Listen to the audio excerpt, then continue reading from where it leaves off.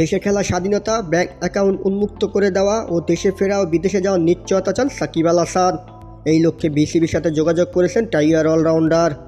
এই 3 বিষয়ে অনুমোদন পেতে সরকারকে রাজি করাতে বিসিবির প্রতি অনুরোধ করেছিলেন সাকিব আল হাসান। কিন্তু এই বিষয়ে দেশের ক্রিকেটের সর্বোচ্চ নিয়ন্ত্রণ সংস্থা কোনো সমাধান দিতে পারেননি, যার ফলে ওয়েস্ট ইন্ডিজের বিপক্ষে ওয়ানডে সিরিজ খেলা হচ্ছে না জাতীয় দলের সাবেক এই অধিনায়কের। শোনা যাচ্ছে সাকিবকে ছাড়াই ওয়েস্ট ইন্ডিজের বিপক্ষে ওয়ানডে সিরিজের স্কোয়াড অনুমোদন করেছে বিসিবি সভাপতি।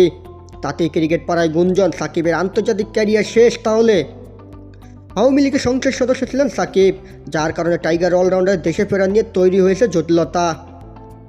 দেশে তার নামে একটি মামলাও রয়েছে। সাম্প্রতিক শেয়ার বাজার কারসাজির জন্য সাকিবের 50 লাখ টাকা জরিমানা করা হয়েছে। সেই সাথে বিদেশে যাতে অর্থ পাচার না করতে পারেন সেজন্য সাকিব ও তার স্ত্রী আহমেদ শিশিরের ব্যাংক হিসাব ফিক্সড করা হয়েছে। বিসিবি একজন কর্মকর্তার বরাত দিয়ে দেশের শীর্ষস্থানীয় গণমাধ্যম জানিয়েছেন, ব্যাংক লেনদেন স্বাভাবিক করার পাশাপাশি দেশে খেলার সুযোগ করে দিতে বিসিবি সভাপতিকে অনুরোধ করেছিলেন সাকিব আল হাসান। কিন্তু বিষয়টি যে ফারুক আহমেদের হাতে নেই সেটা নাকি সাকিব বুঝতে চাচ্ছেন না। এই বিষয়ে বিসিবি সভাপতি বলেছেন, আমরা চাইলেই অনেক কিছু করতে পারি না। সাকিব দেশে খেলতে পারেন না, সে দলের সঙ্গে অনুশীলনও করতে পারেন না। এভাবে শুধু বিদেশে খেলা চালিয়ে যাওয়া কঠিন। আওয়ামী লীগ সরকারের পতনের পর বিদেশে থেকে জাতীয় দলের সঙ্গে যোগ দিয়েছিলেন সাকিব আল হাসান।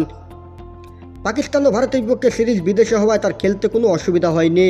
তবে শোনা যাচ্ছে অনুরোধ না রাখায় ওয়েস্ট ইন্ডিজের বিপক্ষে ওয়ানডে সিরিজ না খেলার সিদ্ধান্ত নিয়েছেন সাকিব। তাই প্রশ্ন উঠেছে, তাহলে কি ভারতের বিপক্ষে ক্যারিয়ারের শেষ ম্যাচ খেলে ফেলছেন সাকিব? সেটা সময়ের হাতেই তোলা রইল। হায়দার খান, খেলার খবর।